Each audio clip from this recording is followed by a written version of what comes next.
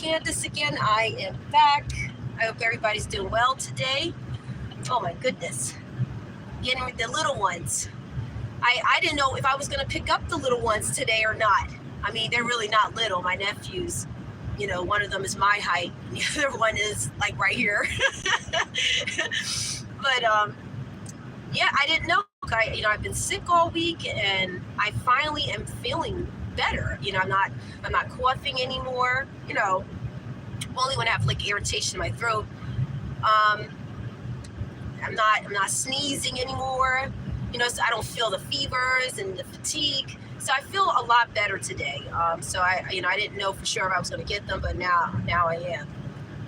And stop at my mom's house, of course.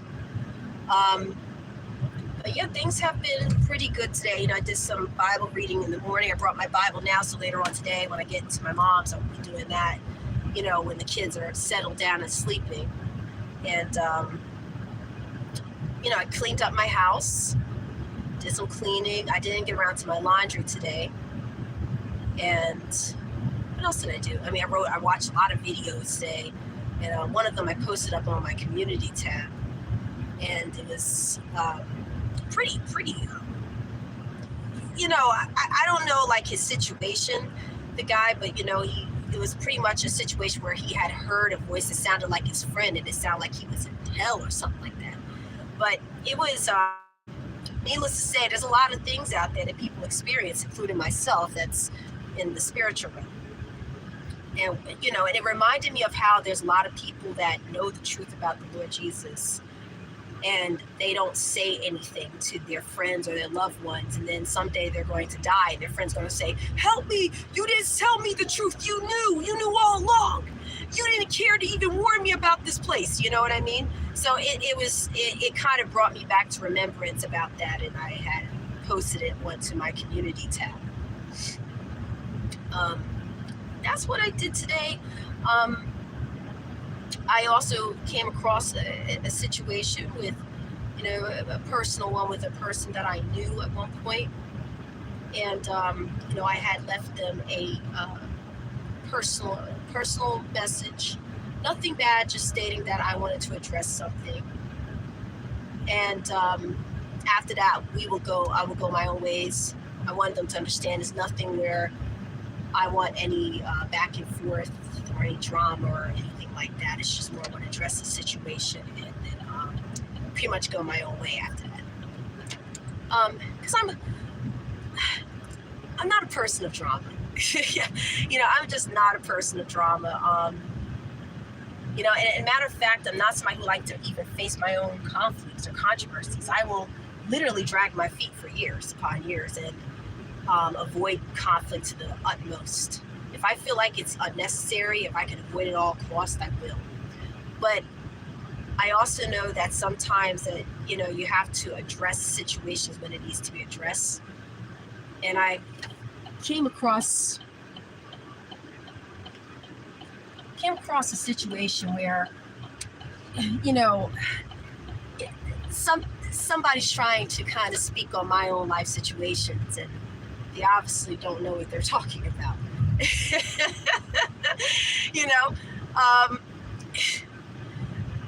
Like no one can tell my life story other than me. And when I see people crossing their boundaries and speaking on things that they have no idea about, and then they're not even telling the right thing, the things that they're claiming is false, it's like, wow, and it's been going on for so long, then it's like, okay, I think maybe it's time to address it. And I'm like, do I have to address this? And then I'm like, yes, you got to address it, and then nip it in the bud and put it to rest and just go your own way, And it's not going to be anything negative, or it's not going to be, shout matches. I don't got time to do things like that.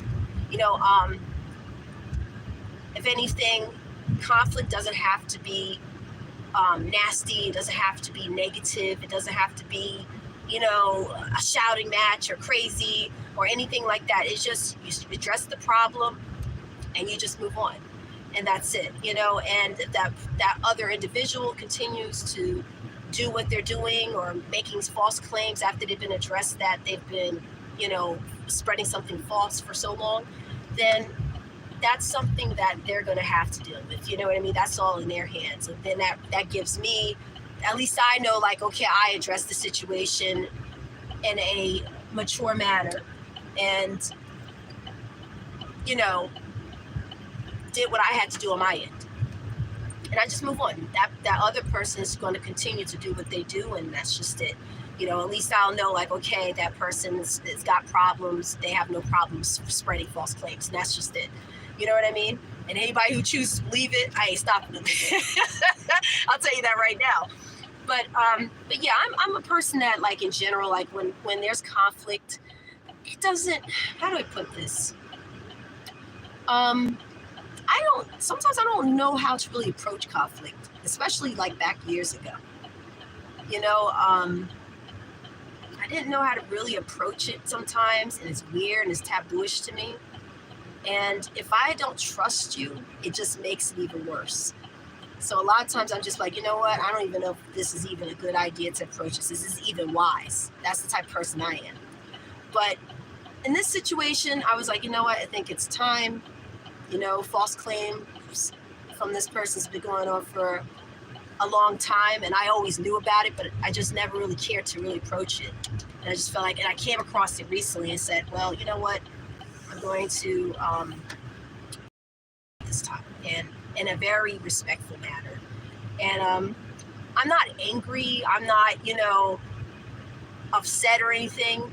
I just feel like sometimes you gotta hold people accountable to their actions, what they say, and what they do. And I think also, too, it will also wrap up and answer a lot of questions to why I had walked away from them a long time ago. So I'm hoping that person will reach out and, you know, have that short conversation, because I'm not going to make it no more than 15, 30 minutes at all. And, you know, I am not going to be yelling and screaming and shouting and calling names or anything like that. It's just going to be very, very short, very, very simple. And then I'm going to part my ways with that person and wish them very well and wish them peace in their life, because what I see in that person, I don't see peace. And when people are at peace and they're happy with their life, they don't do things like that. You know what I mean? They mind their business, they worry about themselves, and they're not out there making up claims about people's lives. So that's okay. You know what I mean? That's what they do. There's nothing I can't control them. I can't, you know what I mean? I ain't nobody's parent, you know, but I will at least address the problem once. I could at least say, hey, I had faced a conflict and handled it in a very proper manner, and just move on. That's it. Move about my life, be about my Father's business in heaven, and that's just it. But that's just been what's been going on with me personally, and things have been really good. And I'm almost near my little nephew's house. Let me go down this way. And I will be doing some more Bible study streams. They'll be coming up really, really soon. Either sometime tomorrow, either Monday night. And I still been wanting to read the Song of Solomon. I still really want to be doing that too. And you know, I want to go over that book, because it's actually a book about, metaphorically speaking, about the love between God and his church, really. A lot of people have considered it a book to be like erotic back in the days, and they try to say that it was inappropriate, it was an erotic book, and they were trying to take it out. And it's actually, even though it sounds erotic, it's really metaphorically speaking about the relationship between God and his church. So I really want to read it. There's a lot of metaphors that I'm still trying to understand in it, but I do know that it's about God and his church. And it's not about sex or whatever people want to make it about. So I'm here at my little nephew's house now. Oh, I got to get gas in my car. I got to do that right away. It's dark. My goodness. But bless everybody. I got to get in there, get my little ones. They're not little, but they, you know, they're auntie. So I always think they're little to me always. They're growing up too fast on me. Put put these down here. I know the older one's going to want to sit in the front, so I'm going to have to move all this stuff. But let me do this. I'll move all this stuff in the back. And the little one is always like, why can't I sit in the front? I say, when you get over, we'll take turns. You know?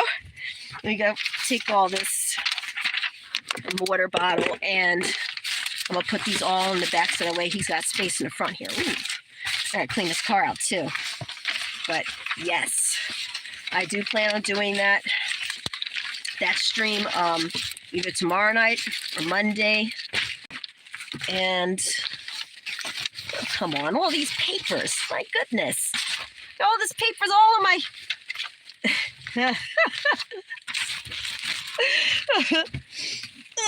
put you in the back. All right. I'm gonna get going now. That was a short stream, just wanted to give an update on everything. And God bless everybody, and take care. I gotta get inside that house, get these kids. Bye-bye.